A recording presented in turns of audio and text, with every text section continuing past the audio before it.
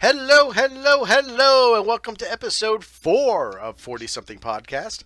I'm Trevor Schaefer, and you are... I am Jerry Mullen. Yes! This is episode 4. 4, yes, 4. I couldn't remember 4. We'll get to it. So... that's okay. We've only actually... we got it down to 20 minutes this time. Yes, and actually, all the technical difficulties we had were due to children. Not my children, actually. Well, my kids will be coming home soon. Oh, They're God. out with my family, so it's gonna get loud here. It's gonna suck. But let's start with all right. We had got back and forth for about 5 minutes before the show started.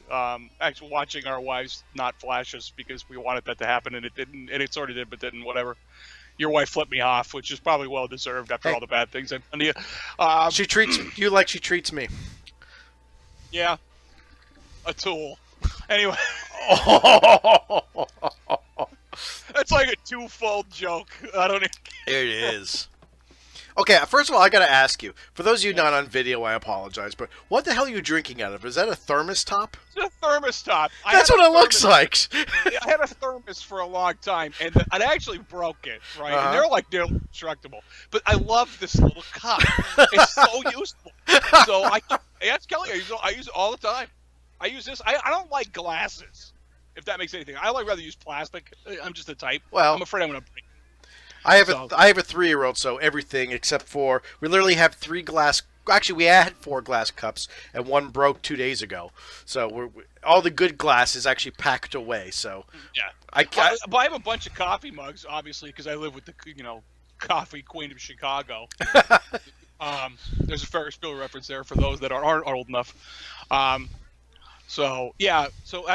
Minor difficulties beforehand, mostly family. So there we go. But let's talk about something very sad. Before we really get going. Double sad. It's double sad. Yeah. We all know that the liquidation for Toys R Us has begun. I think we kind of talked about that last time. Started yesterday, actually, the 22nd. We're recording this on the 23rd.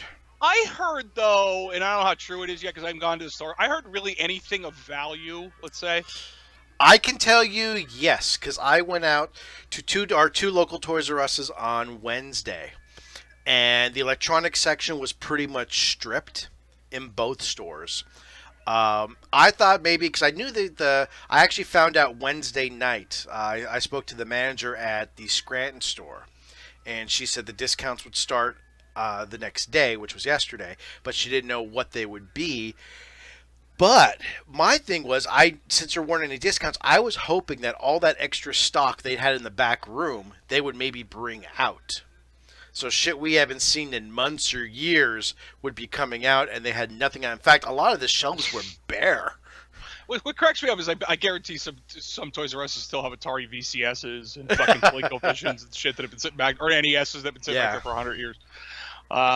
Yeah, it's really sad to see Toys R Us hit this point. Somebody said to me that they were going to do that, though. That was part of the liquidation deal. Most of their stuff's going to go to their online site, like their online facility, I guess. I don't know how that works. That's where it's all going to go, because their online store is still going to go for a while. Because I drove by our local Toys R Us today, because it was on the way to where we were taking the kids out for dinner, and they had the guys out there with the signs, and everything is 30% off. And they said there's nothing good there. No, and I think they said that it's going to be an extra 20% every week or something like that. Until it's gone. Until it's gone, yeah. And honestly, I went through both stores yesterday, and I saw maybe 2 things that were worth buying, and each of them were under $15, and I'm like, there's no point. I mean, there was really nothing of value there. I wonder if I could get like Nerf darts there. I have to go check. If you want Nerf darts, let me know, because I found a fantastic deal for Christmas on Nerf darts on Amazon. All right, you'll have to send me the link for that. Yeah, that was fantastic. So in conjunction with this story, there are 2 other ones, but we'll do the very sad one first. Charles Lazarus, who was the founder of Toys R Us, unfortunately passed away days after the chain said it was closing. So that's very sad.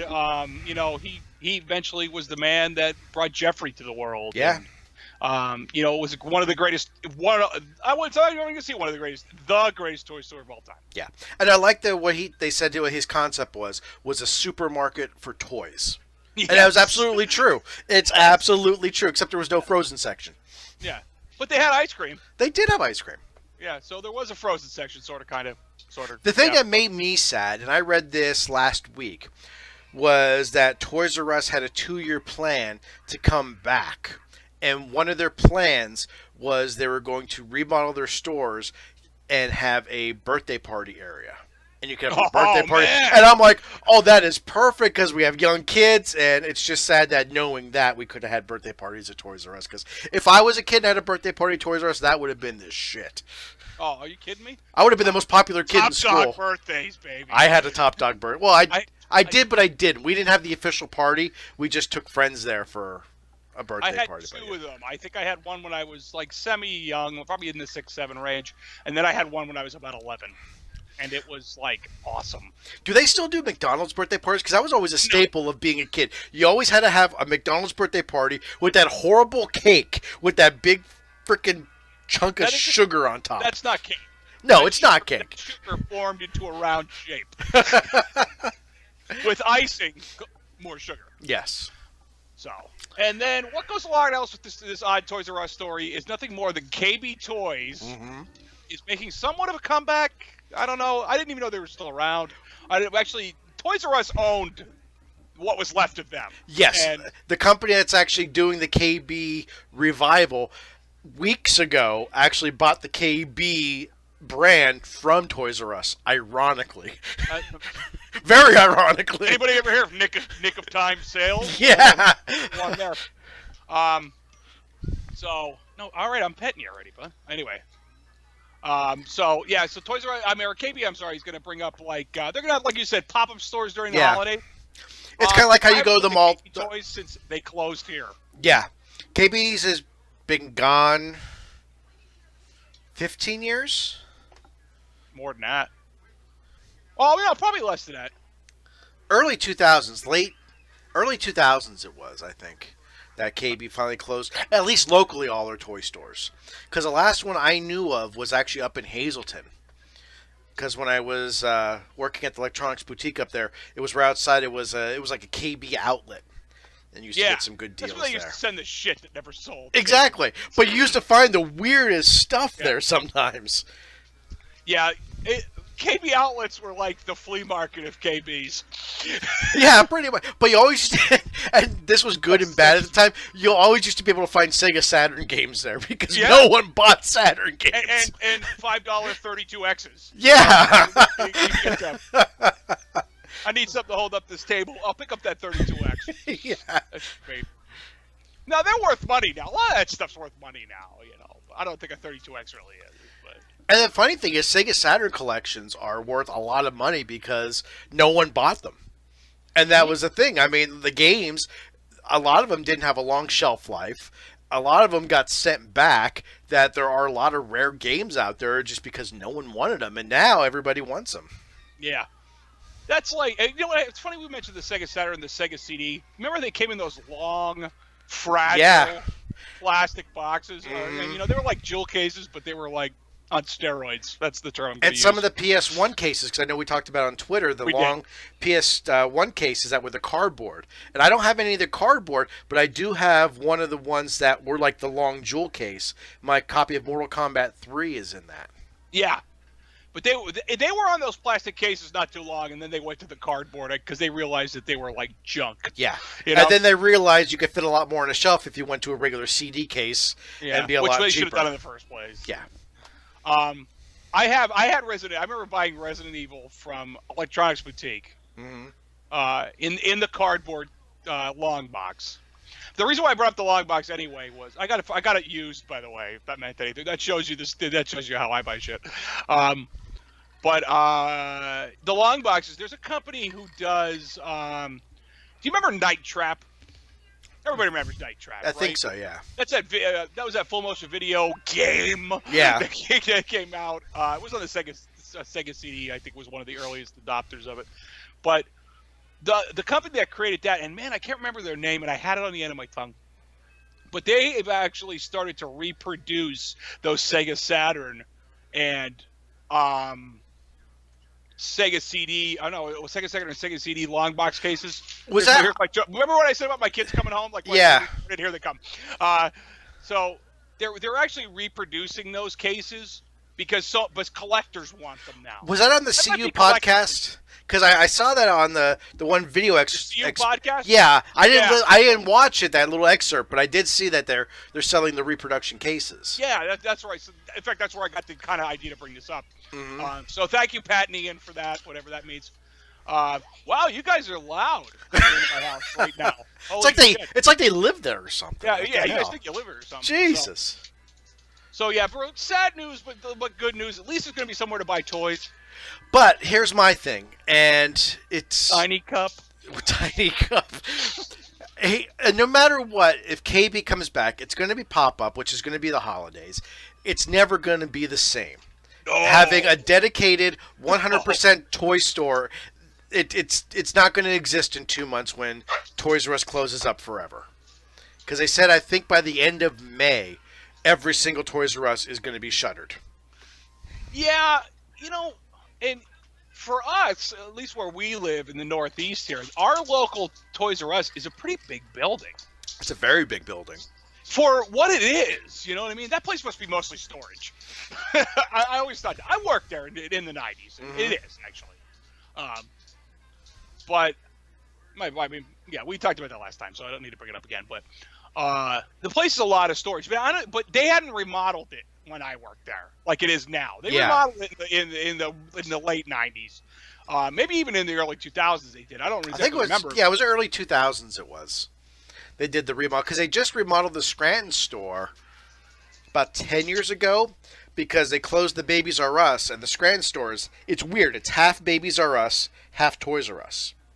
It's really unique that way. What? Well, you remember before Babies R Us became like a thing. Yeah. Do you remember Toys R Us sold all that. Well, do you remember Kids R Us? It was nothing but a clothes store, and then they shuttered all those. Yeah, they shuttered all those because realistically they could sell that stuff inside their already other open chains. You know, and Babies R Us. Actually, I went into Babies R Us last weekend. I was looking for something. Oh, congratulations! No, trust me. That's never happening. No. You're stuttering now. Yeah, no. I'm thinking about the prospect of it, but no. Anyway, so I was looking for something. I saw this life hack about. I watch Household Hacker. Do you watch him? No, I don't. I'll send you his channel. He's got some pretty good stuff. And you know what? It's all like cheap shit, like me and you would like. Hey, all right. So there's a kind of baby soap you could buy. It comes at a bar, but it's not like regular soap. It's made out of something else that you can actually put on your mirrors and windows and buff it out, and it's an anti-steam I tried that years ago. They said it was it wasn't Rain-X. It was another type of car wax. What's that? X. And me and you used it. Actually. Yeah, You're the one I who- used it, and it lasted for about a week. And then it never worked again. I was like, okay, that was a waste of time. So I've tried like a ton of things. I tried that and some other stuff over the years in my bathroom because it's the only bathroom I got anyway. Mm-hmm. But besides the yard, I use that a lot. I do. It's convenient It is. and it's all mine. so anyway, I'm not peeing. I'm marking my territory. this is mine. You ever see Wolf with Jack Nicholson? Anyway. Yeah. So I come to find out, like all these things I've tried, and the mirror in my bathroom really isn't glass. It's like a flexible thing or something. I don't know what it is. It's like a plexi? Almost, yeah. It's almost like a plexi with a coating. Okay. So I've tried all this stuff to stop, the anti, fog or whatever. It's never worked. And come to figure out that that's what it was. But anyway, the soap, you just put it on and you buff it out, and it's like 2 to 3 weeks of no fog. So I've given up. I just use my hand. I just wipe the mirror off when I get out. And I keep a towel. Yeah. In fact, I use the towel after my shower just to go like this. Or I leave the door open a little. That actually solves the problem. Or your window. You have a window in your bathroom. Yeah, it's right actually in my shower. I love it. Open it up a little. So while we're still on things that are going away, let's move on to another one, is that Nintendo WiiWare dies this weekend. I honestly didn't know it was still a thing. I thought they killed it off a while ago. I thought that was all gone too. But from Monday, March 26th, a decade and a day after service launch, you will no longer be able to add points to the Wii Shop channel's digital wallet. And Once you have the points, you'll be able to spend them until January 30th. But I think the WiiWare is going away. Which really sucks is because I actually got a couple good games out of that, and they were all. I could see you writing. Yeah. Sorry, notes. I do the show notes, and I don't have to listen to this again. Oh, well, that hurts. Wow. Oh yeah, suck it. Anyway, Here, let's play a game of Duck Hunt. Here come the birds. Yeah. Anyway, there's only so many people that are gonna get that joke. Yeah. So, like, games I got out of that were, let's see, the Konami Rebirth series, which was Castlevania, Gradius, and Contra Rebirth, which were hard as fucking nails. All three of them. But they were only like $6 or maybe $10. You know, it was worth $10 to play. Contra Rebirth was like a mix of all the original Contra games. Gradius Rebirth. Gradius games suck. I can't stand them. I'm never good at them. I like space shooters too. But what? I have no idea. We'll talk later. I'm talking to Trev. See, this is Family Great. This is an over 40 issue. Yes. I know. And Castlevania Rebirth was a remake of one of the Castlevania Game Boy games. It might have been I don't know what it is. I had them all, beat them all, except for Gradius. Fuck Gradius. But the other reasonably good games on here were like Bust a Move and Arkanoid Plus and Blaster Master Overdrive. Blaster Master games are always fun. And Alien Crush Returns, which is like a remake of a TurboGrafx-16 like pinball game or something. There was some Final Fantasy games that Square only released on the service. It goes on and on. Although the Virtual Console is a separate service to WiiWare, which has been available. Funny enough, it's been available since day one of the system. I didn't know that. I didn't know that either. I thought that was like a year afterwards. I thought that was at least 6 months. Maybe. Yeah. I didn't get my Wii like on launch, so no one could. Yeah, I know. Chip shortage. Remember that bullshit? That was what they did with Super Mario 3. That we talked about that I think a little bit. But some of the games you can get on the Virtual Console, and that's still going until probably until everybody runs out of money on it because they're not allowed to add it in the next few days. But games you could like legally get because by now you know how me and Trev do things. Why not? You know, you could get ActRaiser for the Super Nintendo, and of course Chrono Trigger, but the Japanese version is a little different, I guess. And Final Fantasy 2 and 3, which is more commonly known now as 5 and 4 and 6. So, you know, actually, I wanted to play that game lately. We talked about that during the week, but did you download that today? No, you know what? I told you should have. I know, and I thought about it like that, but then we got out of the bathing suit issue, so that was good. That was all right. We went and ate at Dino's, and I hadn't been there in a long time. So. Now, I'll be honest, I have purchased from the Virtual Console, but I never bought anything off of WiiWare. Like I said, I bought the Rebirth series, and they came out in separate instances. Yeah, I got that right. Yeah. Instances. But, I think Castlevania Rebirth was the first one, and then Gradius, and then Contra in one of the orders like that. But they were all great, and I hope they get another life on this. Well, that's not going to happen on the Wii U. Let's be real. No. They've turned into Labo boxes. But anyway, and you know, hopefully they get another life on the Switch. You know, the Nintendo's pretty famous. We've said this a lot of times of just recycling their. They make it by the same game like 8 times because I easily purchased Super Mario Brothers 11 times in my life. See, for me, the game I've purchased the most, I think, is Duke Nukem. I think I purchased that 5 separate times between actual PC versions, multiple times.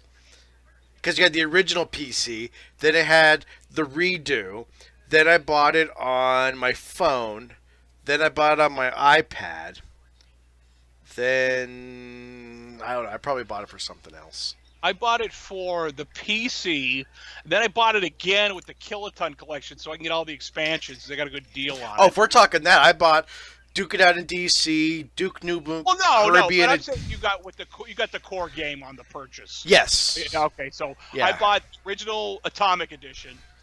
No, the Atomic Edition was afterwards. I know, but that's when I got it. Oh, okay. You know, and then I got the Kiloton collection. Then I got the PlayStation version of it. I never played the PlayStation It version. sucked.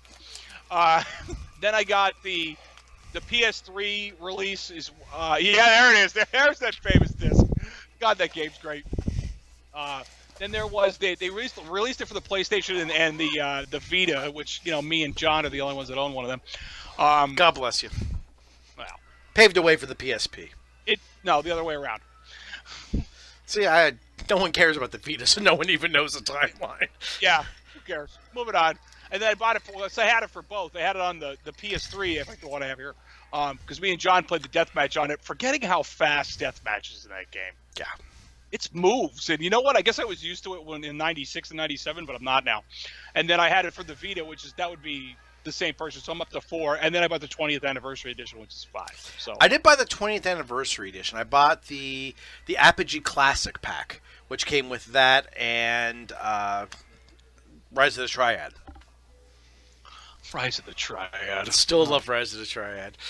That's a game that if we ever get to the chance to stream or at least upload a video of me and you playing like old shooters, please stay tuned for that because we're going to try that someday. It's really good. I'm telling you, I mean, I posted on Instagram that I'm in the midst of building a new office in my basement because where I am right now, again, if you're not watching the video version, I literally have 3 feet of space in my house. 3 foot by about 2.5 feet is where I'm at right now. I'm actually on a 32-inch workstation from IKEA.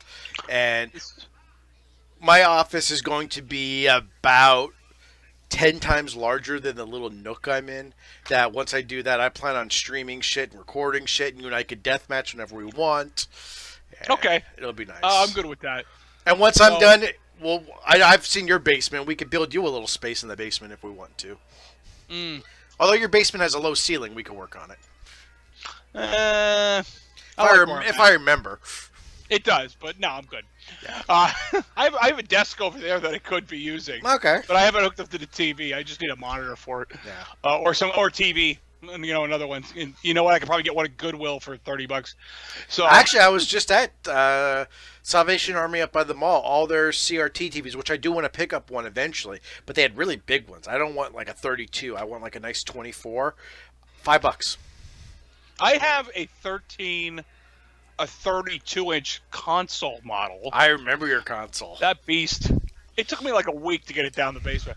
And then I have a 27-inch, tabletop kind of one, like a regular one. That's what I want. I want like a little 24-inch I could put on the desk down in the new office, hook up the NES up to it, the PS2, the Dreamcast, and play. Although the Dreamcast I may hook up to an LCD with the VGA input. Yeah, I got to get one of them. So I saw a video on a good one that was $80, but no. You see me talking? I'm right there. Kids are oblivious. They want to show you the guinea pig, but go on. We can show them the guinea pig. Let's have Caleb make his debut. Here's Caleb. By the way, I named him. If anybody couldn't figure that out, here, let me see him. So here we go. Here's Caleb. There we go. Ow. Here's Caleb the guinea pig, and he's cute. He has those burning red eyes. That's scary. That's scary shit, isn't it? And see, that looked huge compared to my son's hamster. Yeah. Guinea pigs are great pets. You want to know why? They're also great food recyclers. You eat a lot of vegetables. So am I, by the way. Yeah. If you eat a lot of vegetables, see, did you like that? It was like the fun. Anyway, if you will eat a lot of vegetables, I don't know if you guys do. I think you guys do. Yeah, we do. So you cut them up, and you got all that stuff left over. Drop it right in the cage for the guinea pig. Gone. Well, the hamster loves carrots and cabbage and lettuce. Yeah. But I found out you can't give him too much lettuce after we gave him a lot of lettuce because apparently it can cause liver damage. We're like, okay, let's slow down on the lettuce a little bit. But the best thing is because the hamsters, they have those pouches. You give them a slice of carrot, and they just, literally, she'll take it and just shove the whole thing in and fill up those cheek pouches. And that's how I am at a sushi buffet, but it's weird to see a hamster do it. It is. It's like, well, never mind. So let's talk, while we're still talking old, retro, old. Actually, let's go back on 1 second on one thing. Okay. Since we're talking about Duke Nukem, I read a thing a while ago, and I kind of laughed at it, and then I thought about it. They said if you're over 40 and you're not playing games on the easiest setting, then you're just asking for a hurting. Because, and I'm thinking about that. I'm like, I usually play first time through games. I always played them on the easy setting because I wanted to enjoy the experience. Then I went, okay, I played on medium for the challenge. But now that I'm older, the other night I was playing Doom on the Switch, and I got my ass kicked. And my son, who's 8, beat it already. And I'm like, are my reflexes that slow now? Or no, I don't know. It depends how often you play a shooter. That's really true of any genre, though. Like, you couldn't pick up, Tekken 2 and still be as good as you were 10 years ago. No, that all I am good at. Suck my ass. You are not that good from 10 years ago. Or 20 or 30 years Give ago. me Soul Calibur. I'll still beat Soul Calibur in under 6 minutes. To be streamed next week, folks. Anyway, but it's like, I play shooters a lot. Actually, it's me playing Ratchet and Clank right now. Well, technically, that's kind of like a third-person shooter. It's not a first-person one, so it's a different set. It's a different mechanics, but it's all in what you're used to. You know what I mean? Like, you're going to play it on the Switch. Well, that's not a mouse and keyboard. No, I'm a mouse and keyboard guy. See? So your skill set's like, you have to adjust, which... Yeah, whatever. It sucks. It doesn't suck. But and my son's grown up in a world now where he started off as a console gamer, and he goes back and forth now. But even on a PC, he's a bi gamer. Yeah. Yeah, we've talked about being a bi gamer. He is a true bi gamer. That I don't know if it's just I'm not used to the double analog thumbsticks to aim and move rather than a keyboard and mouse, or if my reflexes are just slow. No, it's the keyboard mouse thing. I truly believe that's what it is for you. Like, I couldn't pick up and play, like, I tried to play, like, I installed Quake 3 on the Pi, which works, surprisingly enough. I couldn't believe it. Overheats it, though. Found that out. So don't play it too much unless you have, do you have the official Pi case? No, I just bought a generic one. Because the official Pi case you could pop off the top, and there actually is an air hole for it that you could actually install a fan. Oh, that's what that's for. Did you get heat sinks? No. Oh, go on Amazon. Heat sinks for the GPU and the CPU are like $3. You have to show me how to put them on. Yeah. And if you really want something, we'll get you a FLIR case. That's what I have all my Pis on. And it takes you down easily about 6 degrees instantly. And they're cheap. We'll hook you up. Yeah, that's right. So, yeah, we'll get that. So I saw that, and I was trying to play it with a keyboard and mouse, and I was like, holy shit. I'm seriously, like, out of loop on that. I guess it's something I have to just try to do again. Yeah. But, like, I got used to being, I played so many first-person shooters with a controller over the years, since the PS3 kind of started, or even before that, the PS2. So I got used to that, and now when I try to do it again, I'm like, hands don't work that way. I become a little crippled, But, like, even now, like, as me and you are trying to do this, this retro 90s build engine shit that me and you do from time to time, like, I had to buy a keyboard mapper for a controller because I just can't do it. So, I got my PS4 controller. In fact, I have it right here. In fact, this is my original PS4 controller that my first dog chewed up. And I refuse to give it up under that pretense. But so, and I have a good one for the PS4 now. But yeah, I don't know. I can't do it. I can't do it anymore with a mouse and keyboard. Plus, you can't do it with this Mac mouse. No, the Mac mice. I finally got rid of mine a couple months ago, and I got a whole Razer set up. So yeah, I saw your pictures of it. They're actually pretty cool. Because I got what the hell did I get? They have the most fucked up names. Because I got a Razer mouse years ago for my PC, and hang on, let me get. Okay, ready? Because I can't name anything good. So the mouse is a Mamba Tournament Edition. And dance anyway. Yeah. And then the keyboard is an Ornata Chroma. Say what? Right there, it's an Ornata Chroma. Is the name of the keyboard, and then the headset I'm wearing. Sounds like an infectious disease. Yeah, And then the headset I'm wearing is a Kraken USB. So.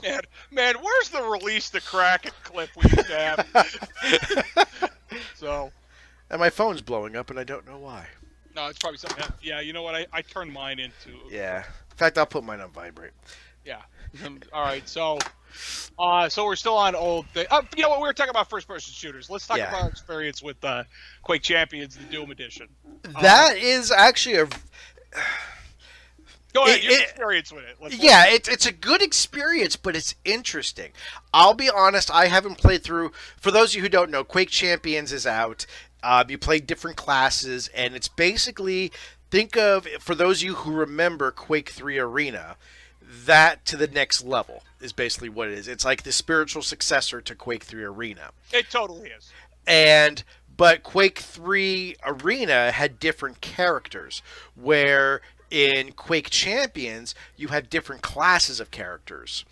And so they're not just characters, but they're classes. Some are heavy class, which have a lot of armor, but they're not that fast. And anybody who's played D&D, any online MMORPG knows about different classes.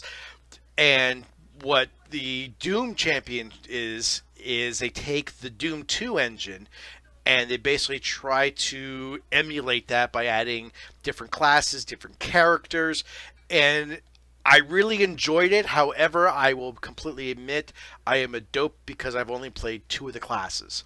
I've played the Ranger from the original Quake, and I've played Caleb from Doom. I have not played through all the classes yet, so I can't say that all the classes are awesome, but... Like, from what I actually... on YouTube, what's shocking, I would know this. YouTube? I don't even know what that is. What is that? Actually, on YouTube, the developer of it, the guy who helped, one of the guys who helped code the game, I follow him now. By accident, I have to say. Oh, of course. It's not like I went to a site and hunted him down, but I was looking for how to add bots. I was looking for something simple because I don't know all the console commands. I'm not going to even pretend to. Okay, you know what I know in the console? God, ammo. Okay, I'm good to go. They're like the console commands I know. So I wanted to figure out how to add bots, and I was going to do the first level of Doom 2 with a bot. Mm-hmm. And I was going to set it to like the easiest settings to get me used to the speed of the game again. And I added it, and found out that the deathmatch in that is so fast, like super fast. Anyway, so the guy explains in the video. I'll have to send this to you because it's actually pretty. Yeah. Cool. As you go down the list, there's 3 different classes in the game. There's heavy, medium, and light, or heavy, light, and something else. There's 3 of them, but they're actually separated by going down that list at the beginning. Like all your big guys are at the top, and then it's the light, and then it's, I think, the mediums or the normals or whatever in the middle. Yeah, because that's why Caleb, because I love the voice, for all the things, but he is actually in the middle. So I guess he's one of the balanced classes. Yeah, he's like this kind of more the balance, like the lighter armored guy. Yeah, but he's quick and... Yeah, exactly. Yeah. It's trade-off, Yeah. I actually like his abilities in the game because his kills regain health. When you kill somebody, he regains health. But the other one is, I forget what his active ability is, or his active ability, because his passive ability is health. But they all have that. And actually, one of the newest characters was added. We talked about this last time, too, was Duke Nukem was added to it just very recently in the newest update. And I haven't downloaded that yet, so I haven't even tried that. Because I'm trying to get used to the game. Like I said, my problem with mouse and keyboard isn't helping me with this.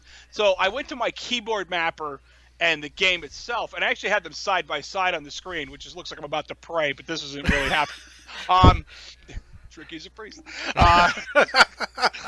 So I had this, I had like Quake Champions in a window here and the keyboard mapper here, and I'm just going down the list. But no matter what I do, I've tried 5 different controllers that I have. I even tried the old Grab Escape Pad Pro. Nice. That far back. Old school. I cannot get the fire button to not stop shooting after a little while. Like I'll shoot a little bit, and it won't fire. It'll fire. Mm-hmm. Once in a while, when I hit it, it'll fire till I'm out of ammo. That is weird. So, it is weird. So it's just something I got to work out on. So I say to myself, well, it has a setting for controllers. Mm-hmm. So I'm like, oh, okay. And I have my Xbox One controller hooked up. It detected it. As soon as I set it to use controller, the controls go haywire. All the stuff's moving around on its own. All the settings are moving themselves. I have to shut it off. See, I had that same problem with the. It's not. Is it a high def or high quality version? It's a mod for Quake that they updated all the graphics to HD, and I got that running no problem. Everything works great, except when you're moving, all of a sudden you're going, and you're looking straight up. Or you're looking straight down. It just randomly will just go on the x-axis or the y-axis, just up or down, and it's totally fucked up. And I've changed every setting in there, but it's just I don't understand what's wrong with it. So I feel your pain on that one. Yeah, it's absolutely driving me nuts, because like even Quake Champions, the Doom Edition, even changed your single-player experience. Mm-hmm. You could play the game regular, through the Doom 2 campaign. Funny enough, it'll work on the other campaigns as well, like Doom 1 and Heretic and Hexen, but a lot of the assets are missing. Well, let me ask you this, because I know we've had different experiences with it, because I don't know if it's because I'm running an iMac, you're running a Mac Mini, I'm running Sierra, because I didn't upgrade to High Sierra, you're running High Sierra, but you get it running using Zendronum. I can't get it. It crashes in Zendronum for me. I use it in ZDoom. Now, I don't know if it's because of this, but can you get the custom maps that they made just for the Doom Championship Edition? Because I haven't downloaded them. Okay, I can't get them to work. I can only get the Doom maps to work. Well, you know what? In that video, which, I'm going to go through my YouTube feed while we're talking, and I'll get you that video. Yeah, send me that video. Because he explains exactly how to get. But you know what? When you add the file for the maps, I think they're PK3 files. Yeah, they're PK3s. Yeah. When you add those files, it does load them, but it's still going to load the Doom 2 campaign first. It's not like the old days where we would load a map. Yeah. To play deathmatch, and that's the only map we would go to. So you probably have to go into the console and tell it to look There's at that command PK3. That's probably why I can't do it then. If I could totally remember this cat's name, I have 135 subscriptions. Jeez, you're out of control. Now, I'm not. What's funny is, because we had this discussion for a week when I was trying to get it running, is I could not get that version, any version of Zendronum running, except the version I downloaded a year ago that has Brutal Doom built into it.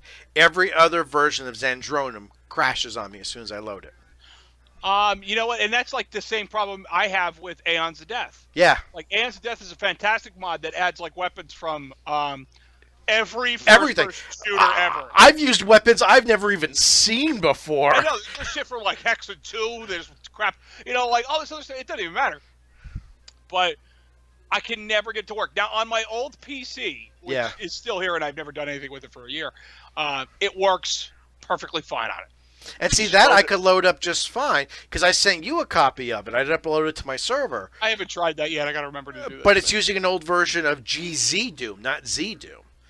So I don't know if that's the issue. It's only because I don't even know when the last time that was updated. Eons of Doom. Aeons of Death. Aeons of Death, sorry. Yeah, Aeons of Death hasn't been updated in a long time. I think the guys that work on it finally got it kind of to its apex, where it's not going to... They don't need to do anything anymore to it. Another fun mod for Doom while we're talking about it is Russian Overkill. I've never played that. Russian Overkill is hilarious. It's so... Every weapon in the game is so overpowered. Mm-hmm. It's just hilarious to watch. Like, there's a minigun in there that shoots tiny fighter jets. Oh, jeez. I don't have to say anymore. No, that's just golden. Options for... Hey, you know what game you have to play that I actually uploaded to the server for you, too? Is Brutal Wolfenstein. That's good. You told me about it, and I think I have it. Because you don't need actual Wolfenstein for that, do you? No, you don't. You just need I use the Doom 2 WAD. You just need a WAD file for it to load the assets. But actually, the other night I was up late, and I started going through all the Brutal series. I played Brutal Doom, Brutal Wolfenstein, Brutal Heretic, which is fantastic. I love Brutal Heretic. And then Brutal Hexen.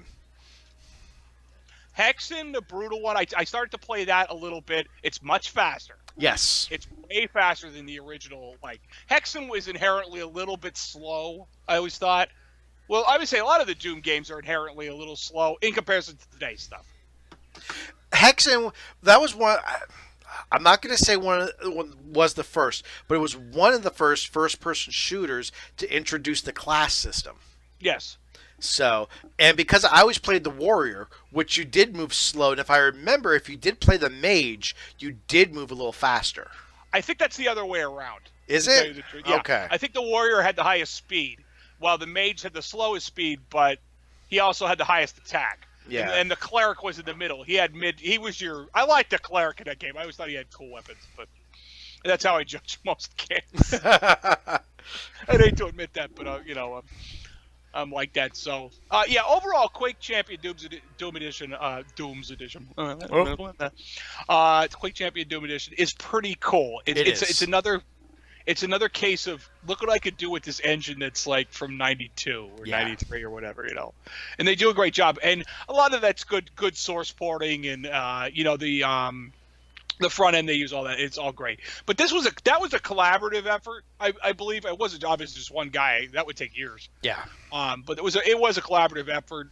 And like I said, I sent you the link for that video that kind of I just got it. So. A lot about it. And if you go to his YouTube page, there's other stuff, and that's where you're going to see the videos for where they release new champions to add to the game. Like that's how I found out Duke was being added to it. Even though we said they probably wouldn't add him, they totally did. So that's awesome. That is awesome. So. Okay, so let's talk. Where were you? Can I talk about one more thing? We're talking about retro gaming. Yeah, go ahead. Yeah. This made me sad. Now, this isn't anything new. This was a couple months ago. I'm assuming you subscribe to Metal Jesus Rocks. Oh, of course. Yeah, everyone loves Metal Jesus. I kind of like this stuff. I only like his retro things. When he starts talking about new shit, I go. Yeah, but back in the summer, he had a video about retro game collecting and everything, like he always does. And this just made me hurt again for us over 40 that one of the new retro gaming systems that's hot right now to collect for is the GameCube. And me thinking of the GameCube as a retro system is just, I can't wrap my... It seems like the GameCube came out like 10 years ago, and it didn't. It was almost 20 years ago. Yeah, I know. GameCube has a lot of great games. It's very underrated. Yeah. Most of the games that got released for like your Xbox and your PS2 pretty much came out in the GameCube too, but it was probably at a later date. Because the GameCube, I think, was 2001, so that's 17 years ago. It just doesn't seem like that long ago that for it to be a retro system. Like I consider the Dreamcast a retro system only because it died a short death. It was only really around for 3 years. That's a nice way to put it, by the way. Yeah. So I consider that a retro system. But the GameCube, it had such a large library that I'm just waiting for the day. Probably we're only about 2 years away from someone talking about collecting for the Wii as a retro system, which will really fucking hurt. Or the PS3. I mean... Fucking bite your tongue. Say that. PS3's not that old. It is by technology standards. The PS3 is old now. Yeah. Well, the original Xbox. I mean, that's when you think about the original Xbox. I mean, I still have mine hooked up. That I think about that. I'm like, I bought that 16 years ago, and it was already out for like 2 or 3 before that. Yeah. I mean, it was just. It boggles my mind that these systems are considered retro when I still play them. Not every week, but a couple times a year. Yeah, no, I agree. I mean, I think about like, go back to the GameCube a little bit. Like, if you ever see his, we'll go back to Head Metal Jesus Rocks. Let's just go there twice. Do you ever see his video on there's an HDMI mod for the GameCube? And I was gonna say you fried his. He fried his, but that was more of user error. Yeah. I think than it was like the mod's fault. And it only works on the first gen purple versions too. Yeah, that's what I have I think I have a first gen black one that has. I have a silver edition. I bought mine the Double Dash edition. Yeah. So I have the silver. I would love to have that because most of the GameCube games are beautiful. They still look good. And I don't have any. I think I have 2 GameCube games left. Sorry, 3 GameCube games left.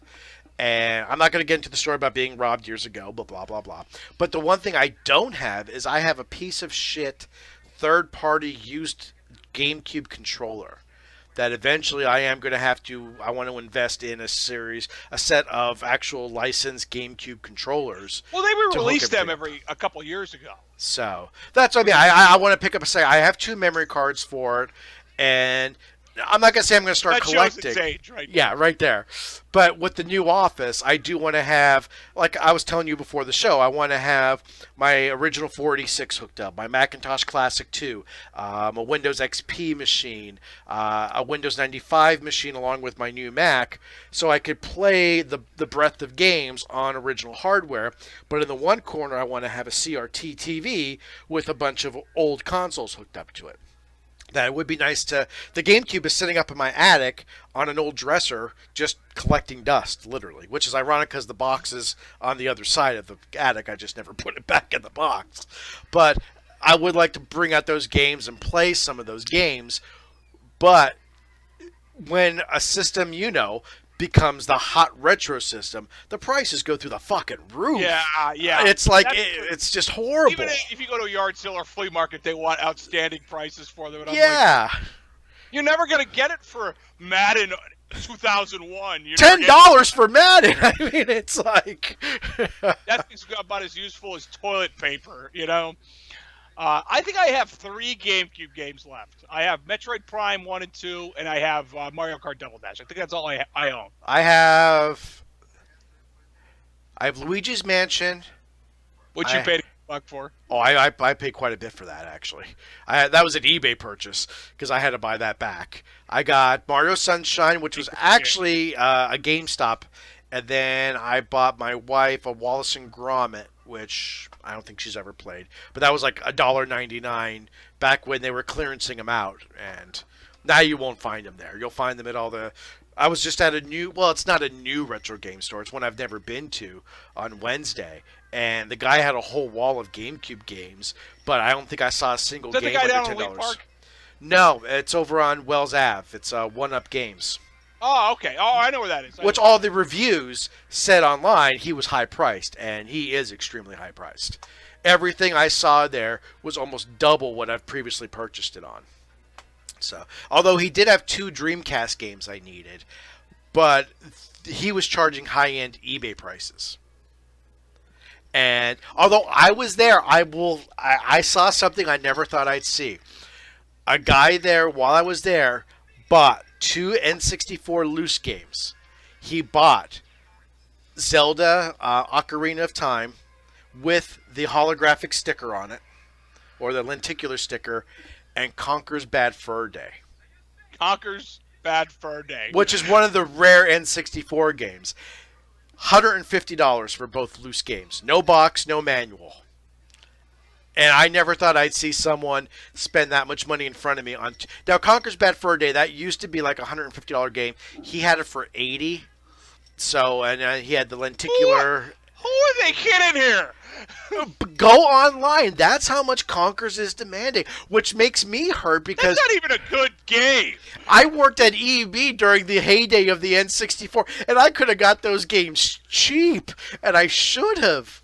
Yeah. But the one thing that makes me feel good is on the N64, sitting upstairs in my attic, I have a memory card still sealed, and I have 3 brand new controllers still sealed. That one day I'll buy my second N64 and then kind of collect a little bit. The N64 was under and overrated, if it makes any sense. Like it was near its, because they used cartridges. I think it was underrated for that.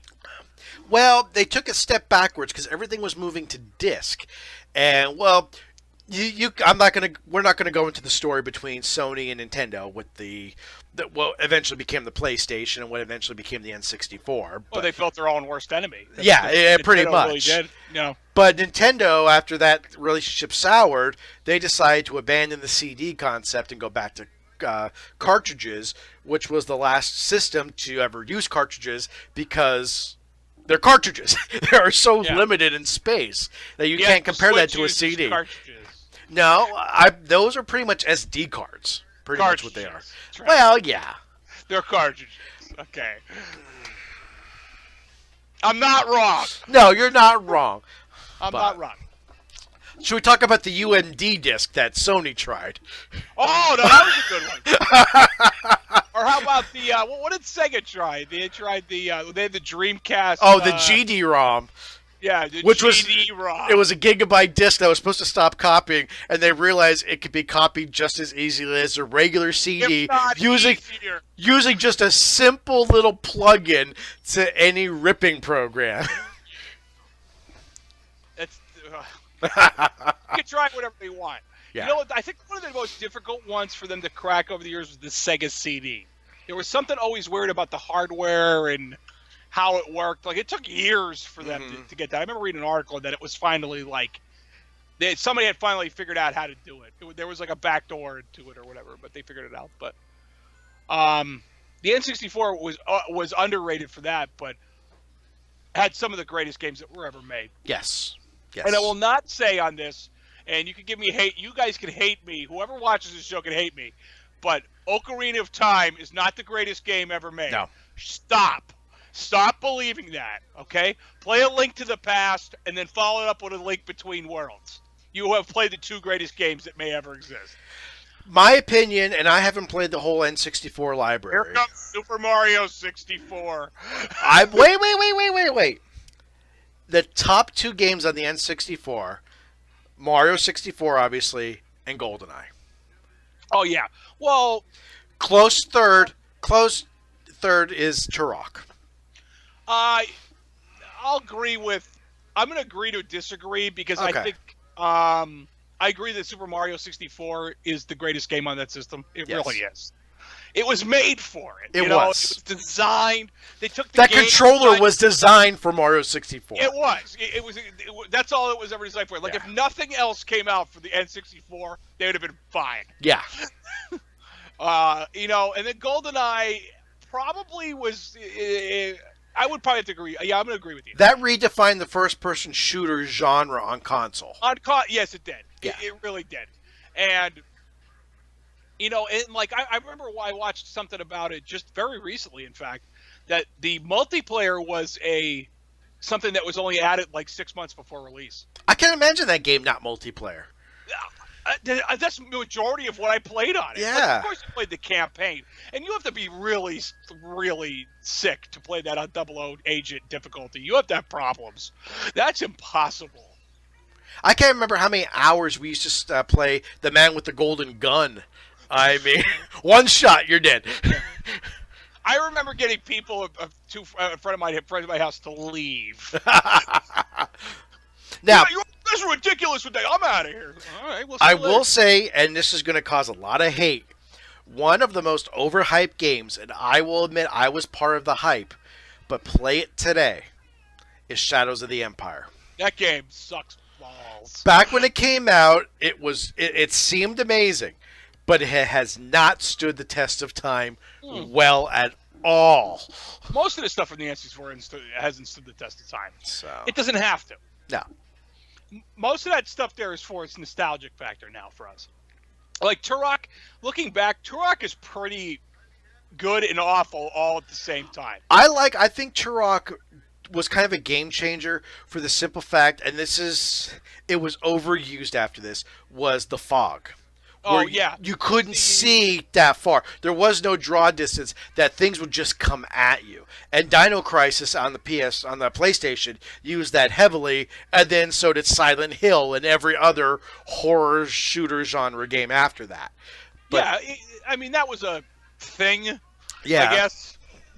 Yeah. I mean, Turok did one thing wrong, though. And in fact, Turok Remastered, which is out for the Xbox One, I think. I don't know. I probably will never buy it.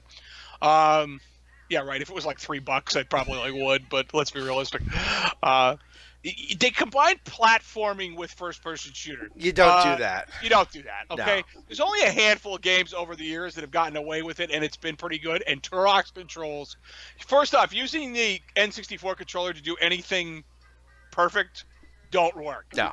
I know you love that controller, and I have no idea why. I don't love the controller. I think the controller works well for the games it was specifically designed for.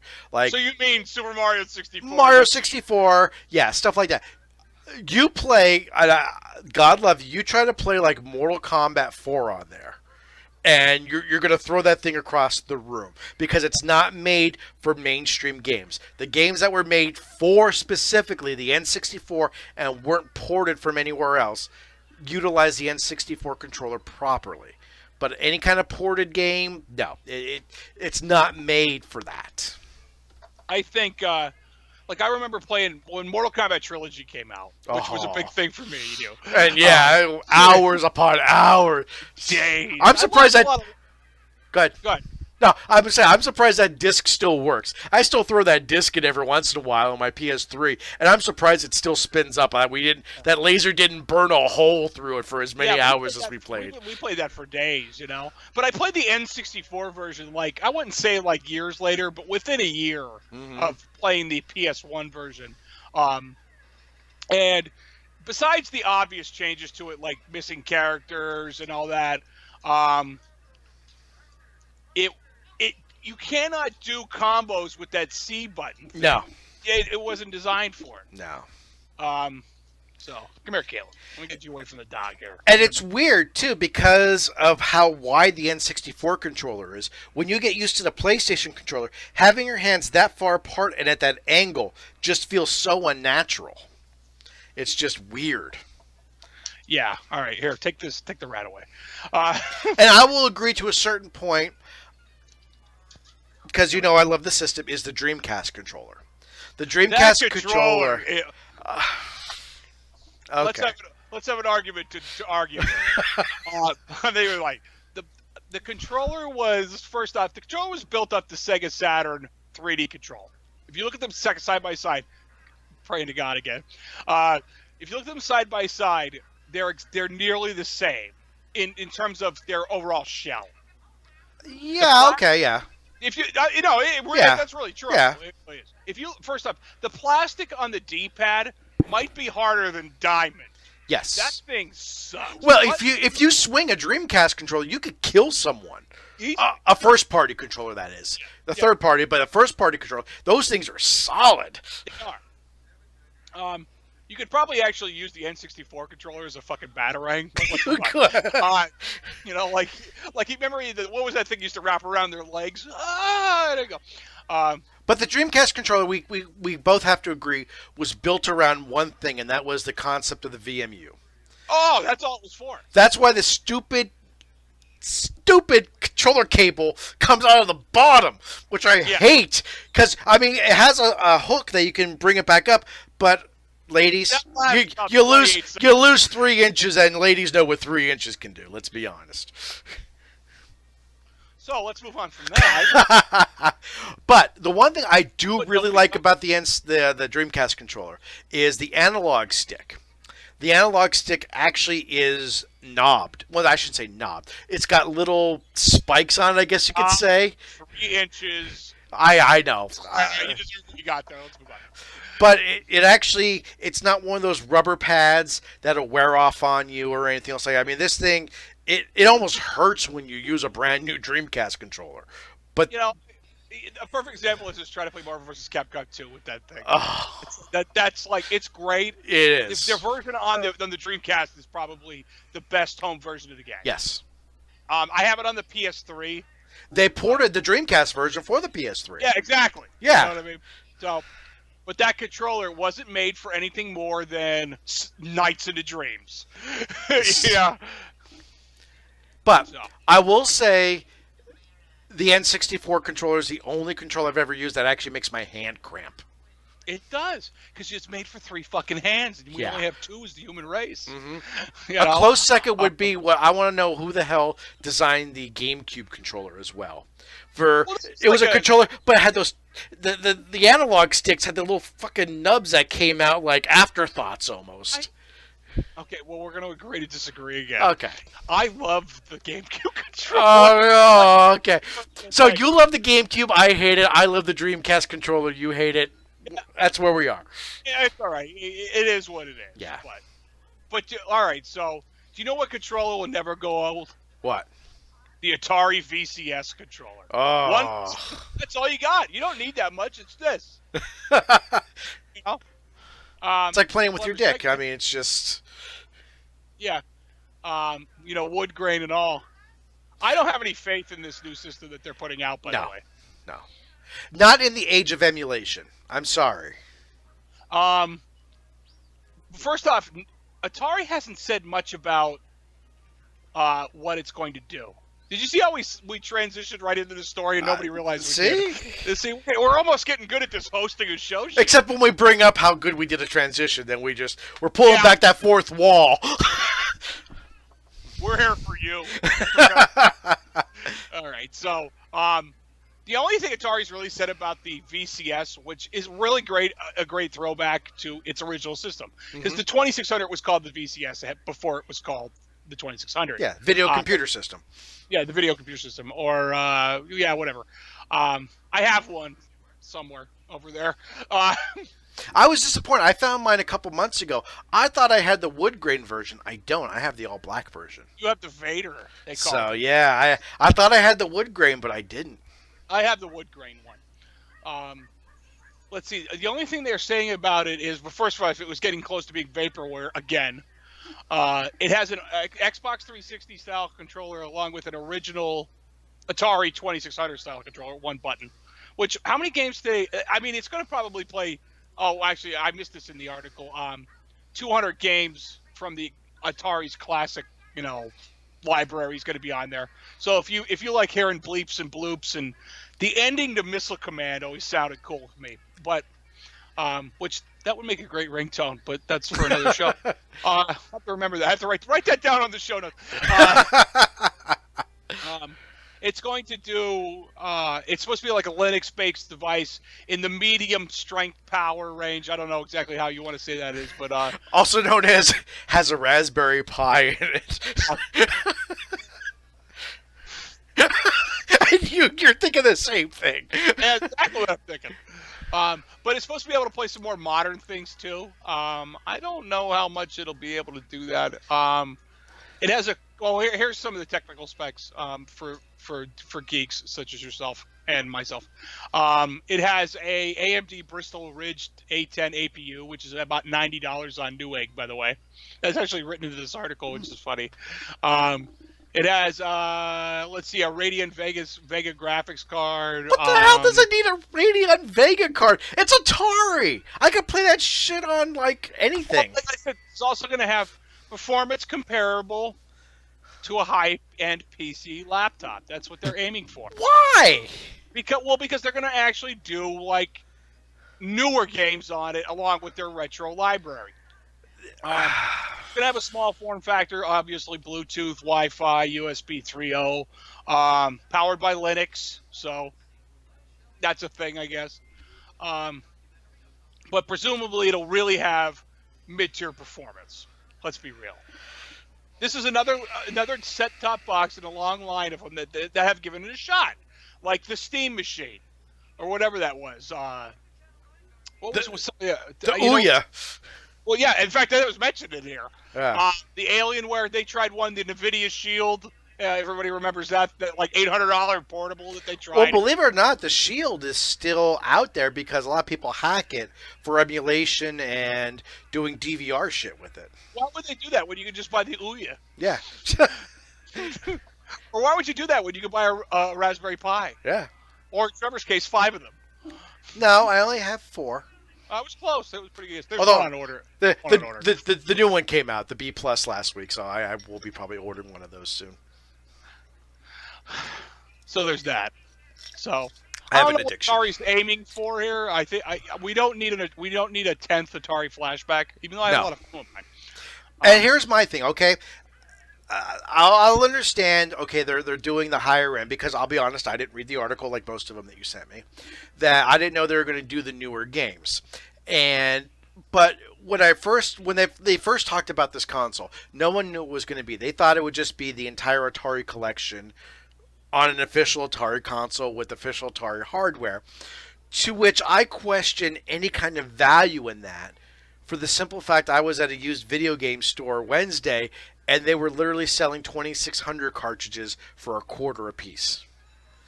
Well, I mean that's a 40-year-old system. The fact that, mind you, most of your Atari 2600 games, like the entire library, will fit on like a 1 meg fucking flash card. I was just going to say, I downloaded the entire library, maybe legally, and I think it literally was. I own them all. Don't worry. I could guarantee it was under 50 megabytes. If that. Most of those were 2 to 4K games. Yeah, I mean, well, I'm talking. It's bravo to the programmers. Yeah. But I downloaded all the different regions and everything. I mean, it was just every single game ever made, and I don't. I like some of the stuff for the Atari 2600, the ROMs that you could get. I mean, the ROMs that you could purchase. Yes. Yes. Some of the homebrews are cool. Yeah, some of the homebrews are cool, like a clock. There was a clock one. That blew my mind. You got to think about the Atari 2600. There was one from Cinemassacre. They did was it a month or two ago? It was an Atari homebrew, but they actually made a side scroller, kind of like a la like Mario, where it wasn't like oh, help me out here. Wow, whole total brain fart. Jungle Hunt, where you went to the end of the screen and it just the whole screen refreshed. This was constant scrolling. That someone figured out how to do that on the Atari hardware. Princess? Is that what that is? I think it might have been that. Yeah, it was. It was the like Mario. The Mario for Atari. Yeah, Cinemassacre guys. Yeah, right. on James and Mike Monday. Yeah. Yeah, well, I had seen that before that. Shocker, because I saw it on YouTube. The hell you say? Yeah, if you want to check out my YouTube page, there's nothing on it. It's just all follows, subscriptions. I had seen that. Well, I had seen that a little while back. There's a Halo. There's a Halo Atari. Yeah, there's a Halo, but it's just again, it's amazing that 40 years later they're still figuring out how to, with this hardware, do brand new things with it. That blows my mind. Well, you know what? For a lot of them, like the Halo one especially, the guy who was the director of, like, we'll say Halo 2 because I don't know which one it is, Halo 1 or 2. He was doing that as a test for himself, his programming skills. And then, he decided, well, you know what, this is pretty neat. And it never got sold. I think he just gave it away. Like, he gave it away as on cartridges. Or eventually it was starting to get sold because, eBay and e-commerce. And then, it's a ROM now. But I've played that. It's really lame. But it's pretty cool, too, to hear the Halo theme in a car. And I will load up the Atari on the RetroPie every once in a while. In fact, I loaded up the one day and Jack came in. And he's like, what are you playing? I said, I'm playing Berserk. It's like, okay, can I try? I said, yeah. And he couldn't even make it past the first level. He's like, this is so hard. And I'm like, that's how games were back then. Yeah. Games back in the day were designed to be more difficult, so you got your money's worth. That's what they thought. I mean, you're paying $30 a cartridge. Back then, I mean, none of us had a lot of money family-wise, that you maybe got 2 games a year if you were lucky, that they had to last you 6-7 months to play through. And there never was a real ending to a lot of the Atari games. It was just high scores. More I think about it, like the only 2 games I can think of on the Atari that had an ending were E.T. and Indiana Jones and the Raiders of the Lost Ark. I think it was just Raiders of the Lost Ark. I don't even think it was an engine. Raiders of the Lost Ark. They're the only 2 games I know that have a definitive end to them. No. Adventure. Oh, Adventure has an end. Yeah, you're right. The dot. Which, if you're reading Ready Player One, which you should be done with that soon, so we can go see the movie. Very much so. Yeah, so let's move on. Yeah. But the one funny thing is how we see things through rose-colored glasses when we're younger. Because growing up, arcades were everywhere. In fact, there was an arcade right down the street from where ironically, I'm living in the same house I lived in until I was 8 years old now. And there was an arcade right down the street, and there was a pizzeria next door, and they both had Pac-Man machines. And I loved playing Pac-Man. And when you got the Atari, the Pac-Man port, when you look at it compared to the arcade, is absolutely abysmal. But back then, you're playing a Pac-Man at home, and it was the most awesome thing. And nowadays, it's like kids are so spoiled that if it's not perfect graphics with perfect facial animations, perfect voice syncing, oh, this game is shit. Or back then, we were happy with a shit game because we could play it at home, and it wasn't costing a quarter of life. I remember when, like, when you talk about this, I remember when my uncle, who had an Atari before us, before I had one of my own. This is probably like 1980, 1981. Had Asteroids. Oh, I love Asteroids. I had just played Asteroids in the arcade for like the first time. And then that weekend I had gone to my uncle's like on a Friday night into Saturday or whatever because my parents were working or whatever. And he had Asteroids on Atari. And I thought, we've hit the peak of human technology. You know what I mean? Like, I just played this in the arcade for 50 cents. Now I can play it at home, you know? Well, I can't tell you. Kind of facetious because, I mean, look at it now. But in the summertime, we had, I think it was just called Baseball for Atari, and it was one of those cartridges that wasn't square. It had the 45-degree angle at the end. And in the summertime, when it got hot, it would be my sister, my dad, my mother, and I. We would literally have baseball tournaments all day long, playing the Atari, and it was fantastic. And it's amazing what you're. I'm not going to say what you're willing to put up with, but it's amazing what you're willing to accept back when you didn't have access to as much as you have today. Today, you have access to so many different games on so many different platforms. Back then, you had access to it on really 3 different platforms at home. You had your computer, which cost thousands of dollars. You had your Atari 2600, and you had your Intellivision. Do you remember the Texas Instruments home computer? Do you remember that thing? You had that one. Yeah. I mean, that was my home computer, by the way. You still had that. You had, what was it? The Spencer, was it? The one that Spectrum. Spectrum. So I mean, you had a bunch of different ones, but you had to import the Spectrum to get it. Yeah, but you had. I mean, those are your mainstream systems there. Yeah. So I mean, we're talking pre-Commodore 64 even. So. Oh, the C64. I always wanted one of those. My friend Greg had one, and I was always, and Jim always had one. We always used to play it over there, and I always wish I had a 64. And maybe one day I'll pick one up. They're hard to come by. Like, if you were gonna pick them up like flea market-y style, it's hard to get one that's like it. Well, I wouldn't say damaged or anything like that, but it's hard to get one that's like complete. The hardest thing to get for an N64, believe it or not, is the monitor. C64. Well, C64 is the monitor. The official Commodore monitors go for tons of money because they had such a great contrast to them. Yeah. It's good times. If you ever, here's another, well, it's a little, it might be, no offense, a little too geeky for you, but look up the 8-bit guy on YouTube. Oh, I've seen the 8-bit guy. He does a lot of the old system restores. Somebody else that I follow. So. What a shock. But he does a lot of the old... I don't need another YouTube subscription. Trev. I know. But a lot of the systems, he just did an IBM PC Junior restore. And I actually had one of those when I was in high school until it burned up. And it just, he does a lot of the old systems like that. He just did. Have a Tandy? The only Tandy I have left... Because you have that one that we had when we were kids, you know. Like I would say kids because you know you're like 16. But I have my Tandy 486. That was my first. Yeah, that was the first computer I ever purchased. All my other computers before that were handed down. Yeah, I actually have that because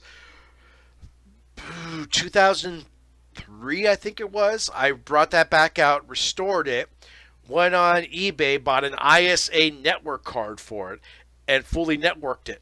So it's actually sitting upstairs, fully networked with Windows 3.11. It's got all the old games on there.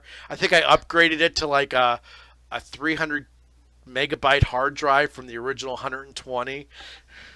God, that's fantastic. It is. That was a good machine. I still have the original monitor, keyboard, and mouse from it, and that's going to go in my office. That's going to be one of the first things in the office. That's good times. Yeah. I never had like a 2-speed CD-ROM. Single speed manual load CD-ROM, and I came with it was a 486. Hang on, it was a 486 33. It was overclocked from 24. Had 4 megabytes of RAM. I remember when you bought RAM when we were kids. And when I say that, I mean like High 16, school. 17. Yeah. High school level. I remember you opening it up to show me the inside of it, and you had the RAM trees in there. Yes, I did. You had like 2 slots for RAM, so you had to keep adding the. I still have the RAM trees. Yeah. Yeah. Cool. Cool. That was the only way I was ever able to get up to 32 megabytes was the max I was able to get out of that motherboard. Oh, see, that's cool. Though. And then I upgraded. It's actually got a 46DX66 in there now. I upgraded the processor years ago, and so no, I haven't loaded that up in since my wife moved in, so that's 13 years ago. So that's been sitting upstairs dormant for 13 years, so I'm hoping it'll boot up for me. It's like starting an old car. Yeah. Oh, there Come on. So. Well, I just restored my old IBM Aptiva that had Windows 95 on it, and I really fucked it up, and I think I blew out the IDE channel in it for the hard drives. Oh, that sucks. It does suck. I had to walk away after that because I got everything working perfectly, and I went to grab another IDE cable, and it started making all this noise, and then none of the IDE channels worked. So I think I may have fucked it up. Wah, wah. Yeah. So let's see. What I got left? I have the Navy using the Xbox 360 controller. Did we do that? No, we didn't do that. The Navy's newest submarine comes with an Xbox controller. And I thought this bullshit article, but it was actually from the, it's from The Verge, so I don't know. It could be true. The Navy said in September that the new submarine would come equipped with a pair of photonic masks, which replaced the previous used periscope. The mask features high-resolution cameras that can rotate at 360 degrees and feeds the imagery into monitors with the ship's control room, which sounds very high-tech.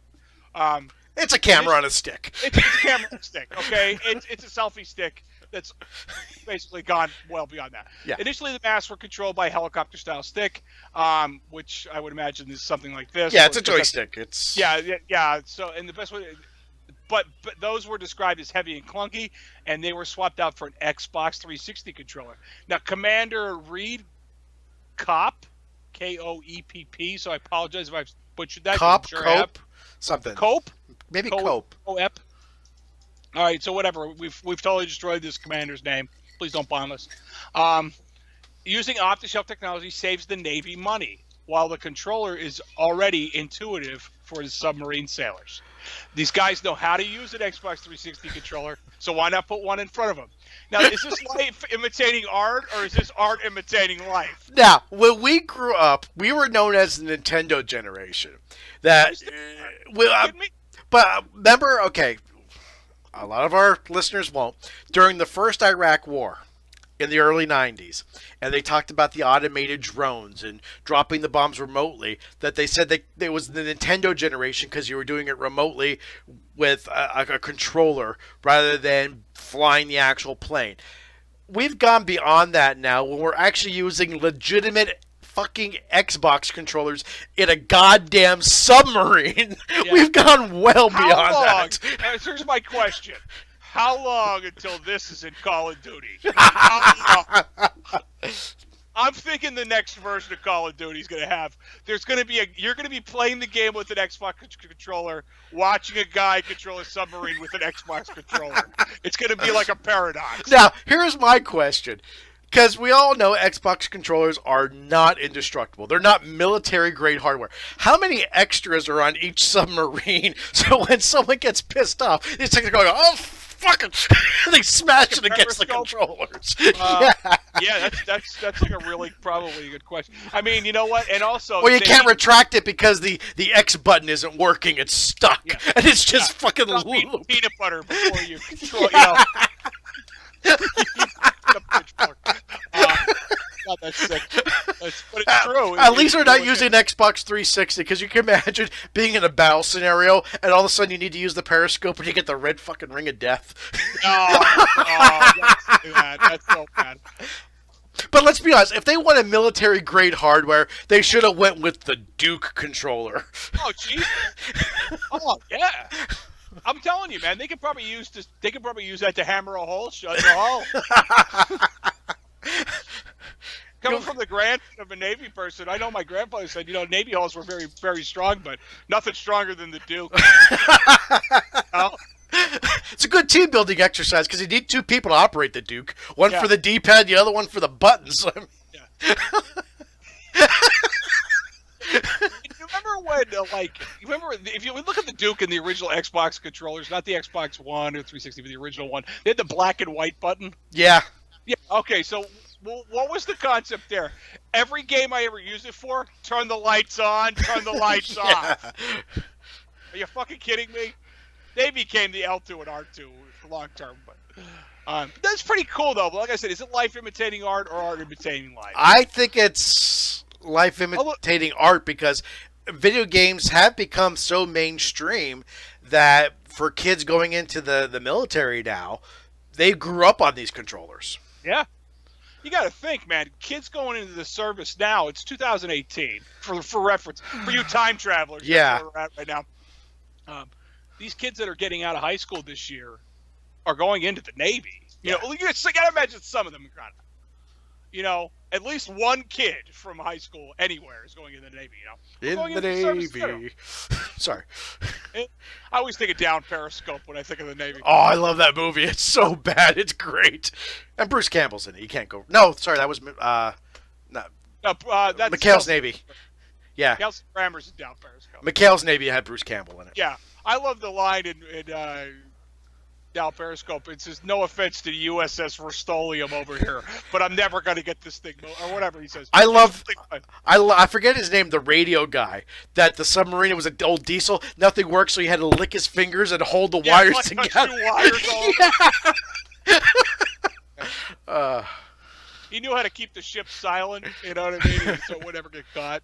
Oh, God. That was some Kelsey Grammer was doing a lot of best shit. That was when he's hyped up on coke all the time. Yeah, well, you got to, whatever makes you funny. Yeah. So, let's see. We do have 2 Marvel stories I guess we could cover quick, and then we'll wrap this ship up. Yeah, I have opinions about them. Yeah, go ahead.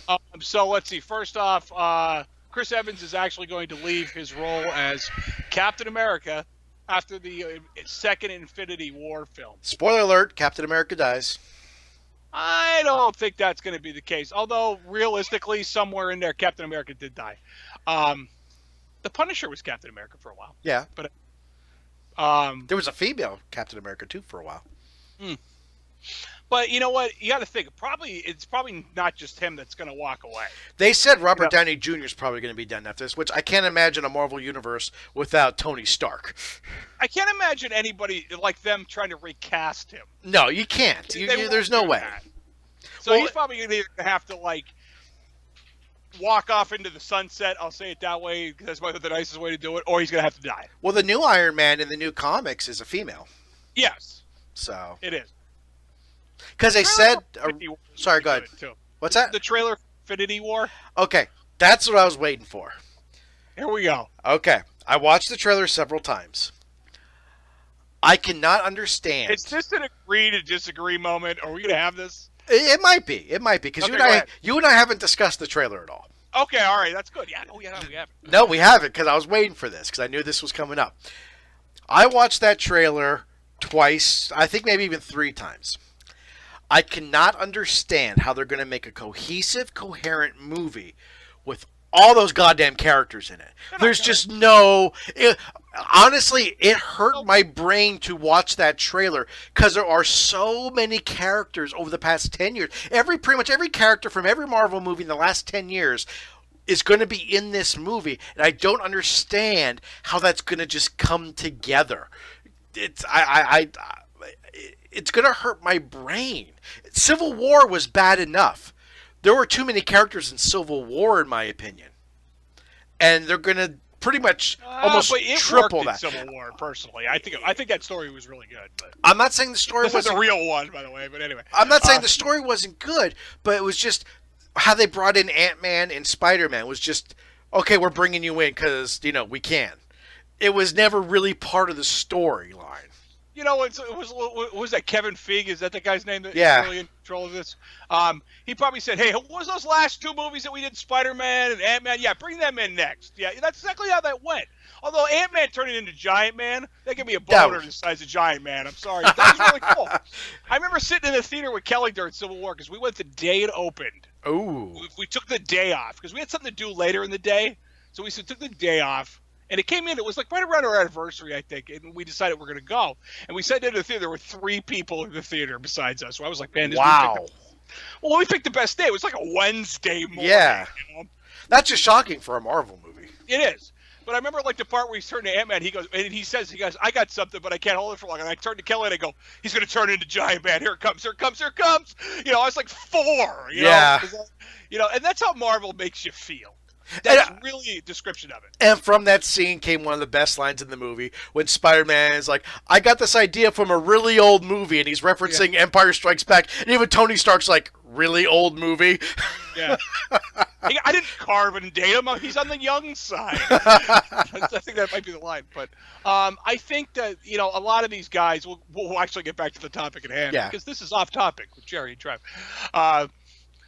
I think a lot of these guys are going to walk away after this is all over, if they don't die in the movie anyway. Yeah. I think a lot of these guys, I don't think Doctor Strange is going to walk away because he hasn't really had a big role. Like guys like Chris Hemsworth or whatever you pronounce his last name, and Tom Hiddleston. Yeah, those guys. I think this is the last ride for these guys. Once we get through Avengers Infinity War 2, the search for more money, I think we're going to move on to, we're going to have, it seems to me and I don't know how you see it, but it seems like they want to turn it over to, Spider-Man and Black Panther now. Yeah. That's what I get out of it. And the one thing I didn't notice till I saw online, because it's a huge thing online now, is you never see Hawkeye in the trailer. He's not in it. And it's like, where is he? He's not in it. I think, who's it, Jeremy Renner? Yeah. He was actually stuck. And I don't know how you could turn down Disney and Marvel when it comes to doing a role. I couldn't. I'd have a hard time turning them down if Kelly was giving it her. No offense to her, but you know what I mean. Iron Man needed me. My wife would understand that. She would. I think Kelly would. Nothing. Don't worry. I knew she'd eventually understand that. But I think, like I said, we're going to lose a lot of these characters. I think Mark Ruffalo is probably going to hang it up here. Scarlett Johansson, she might hang it up if they don't give her own movie. They both need their own movie. I think they need a movie. I don't think hide the zucchini. What? Don't you remember that line from Age of Ultron, where Iron Man says to the Black Widow, she goes, "You and Banner better not be playing hide the zucchini." It's really a funny line, and it's really in the movie. It's a Disney movie, and they say that. So, but those two either need a separate. You could get away with another Hulk movie. Yeah. I think with Mark Ruffalo playing him, because the guy who played him before was subpar at best. I don't know. I liked Ed Norton's version. I liked Ed Norton's version of Dr. Banner. Yeah. I liked his version of Dr. Banner, but not his version of the Hulk. I didn't. He was too greasy looking. Well, that's my opinion. Yeah, that was technology at the time, too. Oh, that was 2009. No, it wasn't. Was it, or 2006 or whatever? When was the first Iron Man? Iron Man was, I think, 11 years ago? 11 years ago? It had to be 10. It was right after that, because that was the first... Because Tony Stark was actually at the end credits on that. Yeah. So you have to think it was well, they just celebrated 10 years of Marvel movies. Yeah, so probably 9 years maybe. So, okay, yeah, you're probably about right. Yeah, so, I mean, you're right in that zone. Yeah. But do we, really, where does it go after Infinity War? That's a good question. Hold on, let me use Trevor's 3 feet of space here. Hold on. Right here. Okay. I mean... Stop. Hammer time. Anyway. I understand there's going to be 2 movies. I mean, if you didn't know that, it's going to be 2 movies, Infinity War. But for as much as they showed in that trailer, I could see it just being 2 hours of clusterfuck building up, and they get to Thanos, and it's like, to be continued next summer. Yeah. In 2020. Yeah. It's tough for me also, first off, there's so many internet memes out there about how Thanos looks. It's pretty sad. Yeah. It's also tough to watch the fact that Thanos is also Cable. Yeah, that was really that. I don't know what they were going for there. I guess maybe they had a contract with Josh Brolin, and they said, "Well, we better be." Well, Brolin did that before they even approached him about Cable. So I'm sorry, but we could talk about that too, real quick. We'll talk about that because that's yeah. All right, Cable. We're going to let's talk about the Deadpool 2 trailer. That is a trailer I was excited about. That is a magnificent trailer. I'm very excited for this movie. The last trailer that came out, now the newest one just came out today. Yesterday. Yesterday or whatever. Yesterday. But the one before that, where they actually they showed Cable's arm was the green screen, and they did the like, action figures. What the actual ass is this? Yeah. And that's what I love about Ryan Reynolds is probably the only person that could actually play Deadpool. Absolutely. So. And the thing I love about Deadpool, like you said, it has to be Ryan Reynolds, is not only the fourth wall breaking, but the vulgarity that's used is used for a purpose. It's just not throwing out, F-bombs every once in a while. He's actually using it to make a point. It's how people talk. If you're getting shot at, you're not going to be, oh, gee, golly, Josh. You're going to be, fuck this. Yeah. Kind of like in Age of Ultron where Captain America, language? No! It's going to happen. I mean, at the beginning of the trailer, he's, Depinder, start the car. Start the fucking car. It's getting shot at. Yeah. That cab driver, he's hilarious. What the fuxicle? I mean, it's great. But Cable, now Josh Brolin played Cable. I have a lot of faith in that. I wonder, are they going to go into the backstory of who Cable is? I don't think they really got into that when it was him and Deadpool. They did a lot of comics together, and it was always my belief that Deadpool and Cable weren't popular enough on their own. Mm-hmm. So they put them together. Yeah. Tricky as a priest. Anyway. Because the reason I'm curious about it is because, Is this where you're going to remind everybody that he's Scott Summers' biological son? Kind of. But think about this. Fox next year is coming out with the Dark Phoenix movie, which is the stepping stone toward Cable. I know you don't want to see that movie. I know it's I've lived this before. Yes, I know. But what I'm saying, I know they tried to do it in X-Men 3 and it was horrible. But they're trying to do it with horrible's not a bad enough word. Okay, yeah, you got a point. But the Dark Phoenix saga, that's what kicked off the whole storyline that ended up being the genesis of Cable. And yeah, you're right.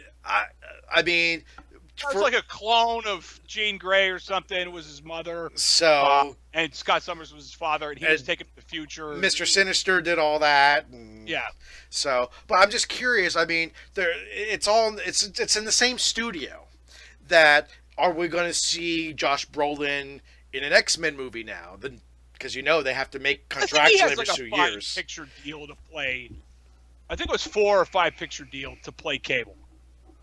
Which Cable is, personally for me, is the character I've been wanting to see transition to film. Now, my only issue with I want to see Gambit in a real movie. Yeah. But I don't know. They still talk about that Channing Tatum Gambit movie. And I just don't see that. But you weep. But if we're just talking critiquing, when they did Deadpool, Deadpool's costume is dead on to the comics pretty much. And I'm kind of pissed off that they didn't give Cable white hair.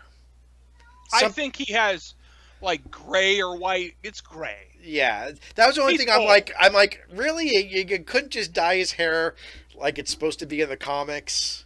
Because his outfit is completely different, which it has to be. He has the classic X-Men blue and the yellow and big X. Yeah, you really can't go that way. But at least give him the hair. Yeah, I don't know. I really do like the, and I think it's techno-organic, I think, in the costume. Yeah, the arm, his arm and his eye. Yes. Techno-organic as but well.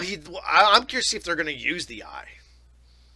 Well, the eye could do a lot of things, but he's also part psychic, part... he's a perfect meld between Scott Summers and Jean Grey. Yeah, but he could also move shit with his mind, too. Well, that's Jean Grey. Yeah, psychic. I forget what they call that. I can't remember the name of that shit. But his I remember his appearances in the '90s X-Men cartoons. Like, you've seen it like 5 times, Yeah. maybe.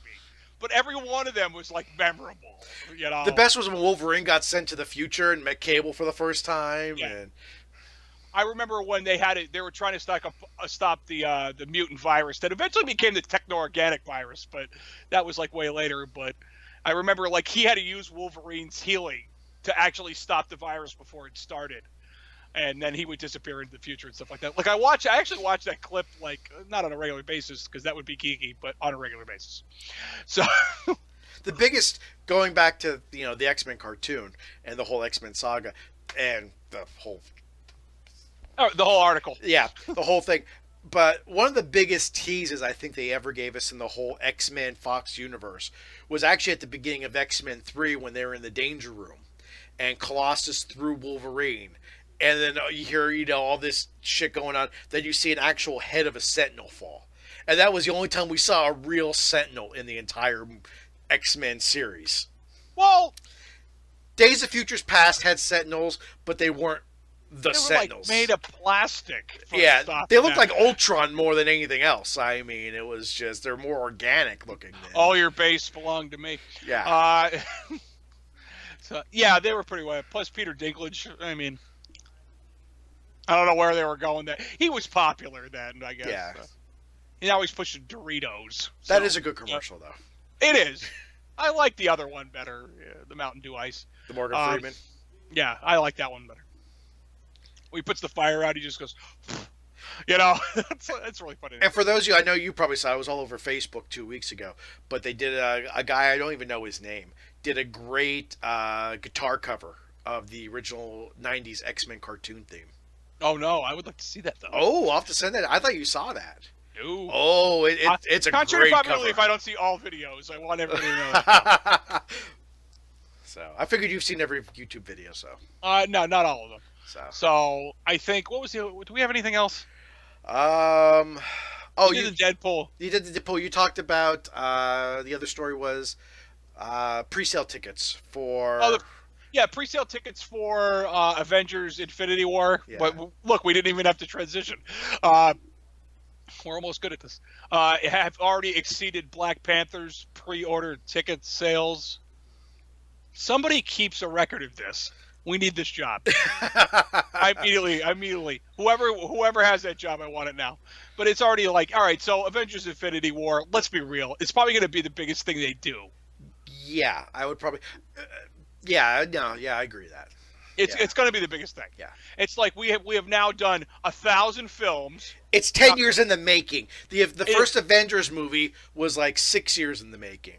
Let's do all the standalones we can and then bring them all together. And now we're bringing everything. I mean, it's the way film should be. DC, wink, wink.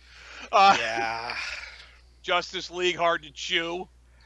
CG mustache removal. That was horrible. Actually, they referenced that in the Deadpool trailer, which is really funny. And it's not like I'm asking you to get rid of a mustache.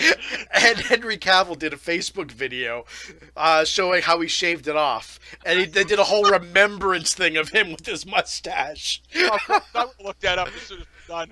That's hilarious. Yeah. But, yeah, it's... DC is... I'm looking forward to Wonder Woman 2 when they come out, but... I'm always looking forward to Wonder Woman's 2. And they talked about the Batman being moved to 2020, which, again, they're talking Affleck doesn't want to do it, which, really, what else is left in his career right now? I mean... You can always bring George Clooney back. Who did they say? No, they said someone was interested in doing it. Please say Christian Bale. Please say Christian Bale. No. Damn it. Who? Okay, I gotta look at... Keep talking. I'm gonna look at... Because it was someone I literally said no. We said no to Ben Affleck. We should have said no to Val Kilmer. We should have said no to George Clooney. And all the neon in those films. The neon, yeah. Yeah. It's like they hired a guy to do a couple of neon lights and he turned out to decorate everything. There it is. I thought that's who it was, but I didn't want to say it. Rumor has it if Affleck doesn't do it, Jake Gyllenhaal is going to do it. I'm out. Yeah. I'm out. I can't stand it. What they did to, I mean, it wasn't a strong story to begin with for Prince of Thieves, but what they did to that was just no. Like Russell Crowe playing him at this point. I think Russell Crowe would make a decent Batman compared to. I think he would make a better Russell Crowe would be good at Batman Beyond. He could play old Bruce Wayne. Yeah. Well, the whole point of Affleck too, they were going off a Batman Returns vibe, and that was great. I mean, Christian Bale, they were going for obviously Batman Year One, good choice. Affleck, they were going for old, grizzled, not quite over the hill, but you're cresting the hill at that point. Yeah. And that was really good. And you're going to the top of the hill to dig your grave. yeah, man. like that line in Justice League where Wonder was like, how much longer can you do this? And he's like, I can barely do it now. I mean, that's where Batman is at this point. I have to admit that the one thing I'll say to Ben Affleck's credit, and basically most of Justice League credit, is the chemistry between Ben Affleck and whoever that girl is that plays Wonder Woman, whose Gal name. Gadot. Yeah, I'm sorry. It totally eluded me there for a second, but I just wanted to keep talking. Yeah.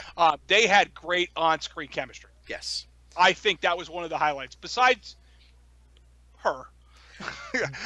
The Flash I could have done without. He was so annoying. He was awful. He reminded me of Justin Long. Oh, watch me run. Yeah. Like, where are we going here? Cyborg was good. I like the way they did Cyborg's story. That's an agree to disagree moment. Okay. I think he was okay. Aquaman was... Booyah. That was my favorite part. Aquaman, I could have... He didn't hurt the movie, but he didn't help the movie either. I think he was like the... Actually, I kind of liked him. I'm not saying he wasn't likable, but if you did a cut without Aquaman in there, it wouldn't have changed anything. Like Raiders of the Lost Ark. Like Raiders of the Lost Ark. Yeah. Painful. Aquaman, think about it, Aquaman brought nothing to the table. Hold on. The only scene in the water was when they got the mother box from Atlantis. And he just happened to be there, even though there were guards everywhere. And they pretty much told him, get out of here, you have to go do your thing. Yeah, okay. I could sort of agree with that. The movie didn't need the Flash. The movie didn't really need the Flash either, which... It could have done without Superman, by the way, too. And that hurts me to say. It mostly did without Superman. True. But they didn't need him in the last 10 minutes or the last 7 minutes he was in it or whatever, as they fought Steppenwolf. I've never liked Steppenwolf. And I haven't heard that band in years. Anyway. Still a good band. But I was watching with my wife, and I'm trying to explain who Steppenwolf is, and... it was just, to me, if you ever saw Justice League War, the animated, it's kind of like what they tried to do with that, but it should have been Darkseid. It shouldn't have been Steppenwolf. It was. I think they were saving Darkseid for like a... But they used Darkseid in the first one. Oh, yeah. Huh. No, sorry, that was Doomsday. I take that back. Yeah, that was Doomsday. Right. Again, another wasted character. Well, he did kill Superman. He did, but not in the way the comics were. It was that battle royale. Wow. What? Listen to us. Yeah. Arguing comic books like real geeks. Okay. But... that's what we do, though. So that's pretty much what you signed on for when you downloaded this episode. And the one thing I was disappointed in, and I know they were setting it up for another movie, but in Batman v Superman... where they had the scene where the Flash came from the future, came back from the future to warn Bruce Wayne. It's like they totally forgot about that scene and nothing was ever referenced again about that. That I realized they were setting that up for another storyline, but you're never going to get to there now. There is not going to be another Justice League movie. You're done. No. It's like the Mummy with Tom Cruise. That was going to set up the Dark Universe. Yeah, it's not. Yeah, and it stopped right there. Yeah. No. It's just sad because they could have made it a good movie. I mean, everyone's crying. They want to see the Zack Snyder cut. And after seeing the cut that was half Zack Snyder, half Joss Whedon. Trev. What's that? You can't shine a turd. No, you can't. But give me another option. Yeah, I agree. Like the extended cut of Batman vs Superman helped. I actually have not seen that. I've only seen the regular cut. I will have to get that. The extended cut helps it. It was it's also like minutes longer. Yeah, it was hard enough to watch it the first time. Yeah. Whenever I watch it, I just automatically go to the scene where Batman goes through the warehouse and just totally kicks everybody's ass. Because that's the Batman I love. Yeah. The brutal Batman. But Martha. Oh, no. That meme is dead. That meme is dead. Oh, meme. Did I send you the meme with about Infinity War where they're telling Thanos where the Stone Stone is? The Soul Stone? Yeah. No. Oh. Okay, I'll explain the meme really quick. So, Thanos comes up to Doctor Strange and goes, where's the Soul Stone? Doctor Strange holds up a dog and it says, it's in this dog. Thanos destroys the dog, goes, ha! Couldn't fool me, there's no Soul Stone in there. John Wick comes in and goes, hey, where's my dog at? Oh, that's great. And then you see Thanos just sweating after that. That's fantastic. The man, the myth, the legend, John Wick. I cannot wait for John Wick 3. Oh. My thing about John Wick 3 is, where can they go here? Well, do you remember at the end? I don't know what happened. I mean, he's completely discommunicated? Excommunicated. That everyone's after him now. I mean, the contract is still there. That he's got to fight for his life now. Yeah. And I'll be honest, I have not seen the second Jack Reacher. The first Jack Reacher I really enjoyed. I thought it was great until I saw the first John Wick and I went, Jack Reacher was a joke. Yeah, but they're two different kind of stories. Well, like, one's Tom Cruise, who's just annoying, and both Jack Reachers were good. Obviously, the first one's a lot better. Yeah. I can tell you that for sure. It had a better story. But John Wick is nice. Sorry. It picks up right where it left off. Yes. Within a couple of days, I guess. And after we watched the second one, my wife and I had a debate which one was better, the first one or the second one, and we could not decide because they both were excellent on their own merits. If I had to choose, excuse me, I'd have to say the first one is a little better. I think because you hadn't seen stuff like that in film. They call that gun fu. I think that was the term that they were using for that film. You hadn't seen it up to that point, so it doesn't have that hard impact when he gets into when you get into John Wick 2. Now the bulletproof suit, on the other hand, that was really neat. I love that. What cut? Something Italian, tactical. Yeah. And where he's going through, where he's getting all the guns and stuff like that, and it really shows Keanu Reeves' expertise because he's one of those actors in Hollywood that really get into their role. Well, he did all of his own stunts in John Wick too. Yeah, and he's picking up the guns and turning them sideways, and pulling rack in the chamber and everything like that. He's doing all the shit that a real gun person would do. You know what I mean? I actually not necessarily an assassin, but go ahead. I actually referenced John Wick 2 with my son last night, and just not thinking about it. We had a huge Nerf war last night between my daughter, my son, and I. And my son's like, "Oh, I'm gonna so get you when I come home from school." And I said, "Yeah, well, I'm gonna go all John Wick 2 on you. I'm gonna hide guns here, guns there." And as I run out, I just reach up and grab another fully loaded shotgun and unload. That's fantastic.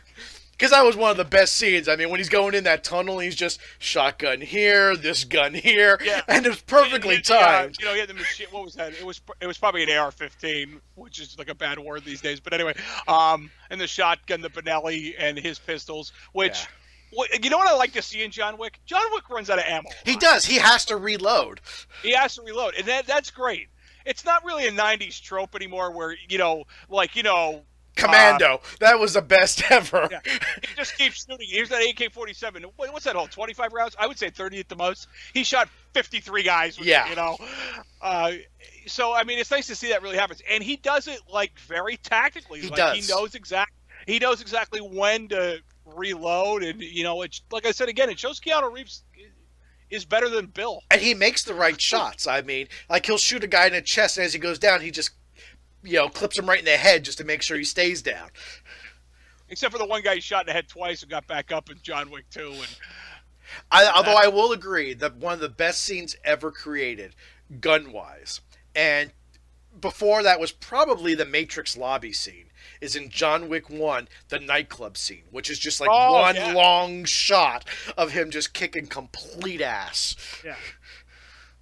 Yes. I did the Matrix lobby scene before that. Yeah. One of my favorite shooting scenes of all time, though, still stands is Terminator 2 when he's mowing down the cops with the minigun. I'm sorry, that scene is still great. It is.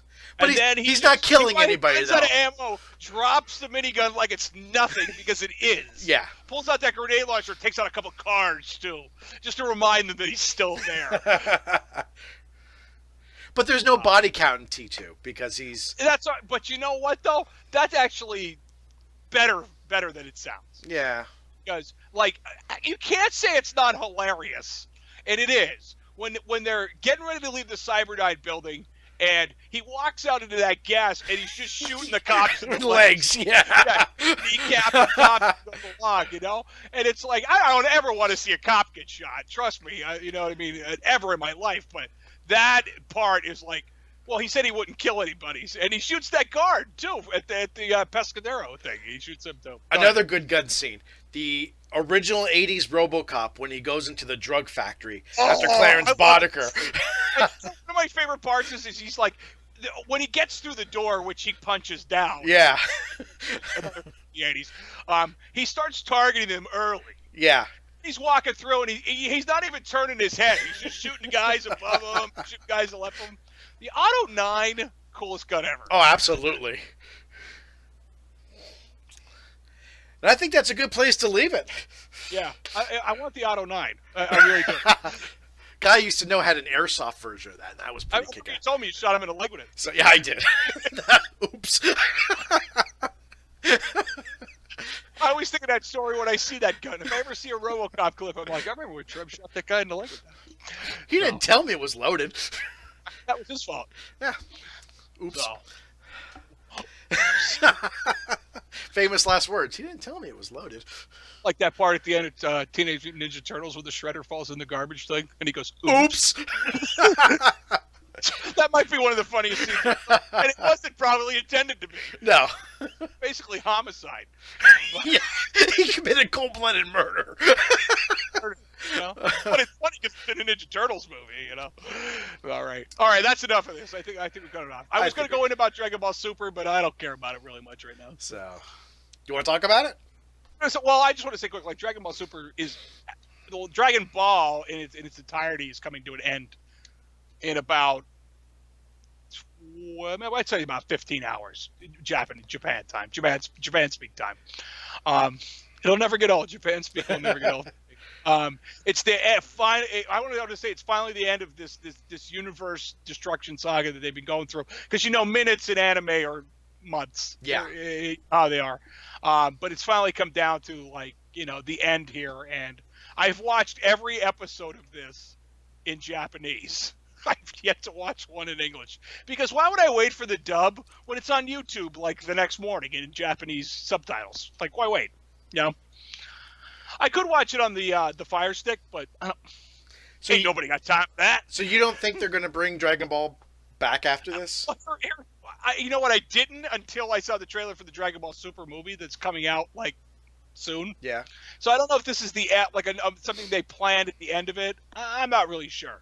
I hope not. I hope it. I kind of hope it's not over, but I also hope it's due because really it's ran its course. You know what I mean?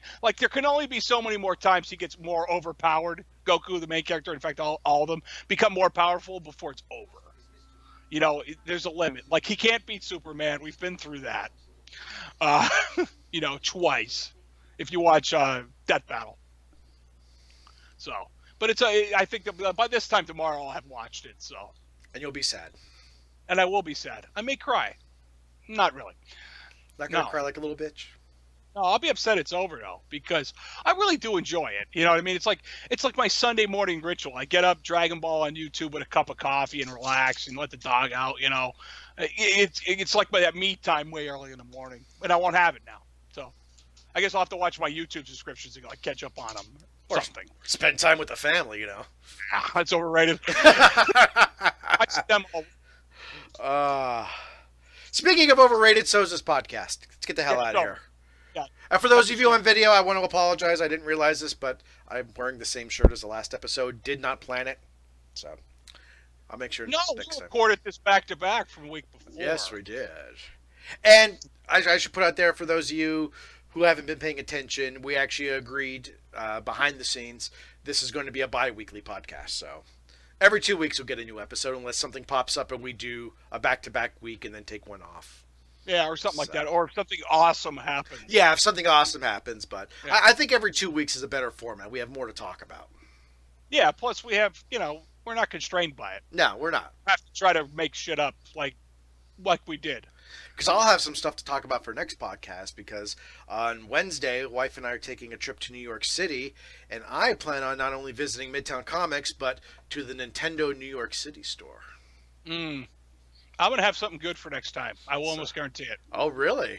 Yes, I will guarantee right. it. 2 weeks from now. 2 weeks from now, I'll have something awesome. At least something awesome for me. There you go. Anybody who watches the show, if all 5 of you. And 3 of them are me. I've actually watched them on YouTube twice, so I put it on in the background. There you That's go. what so.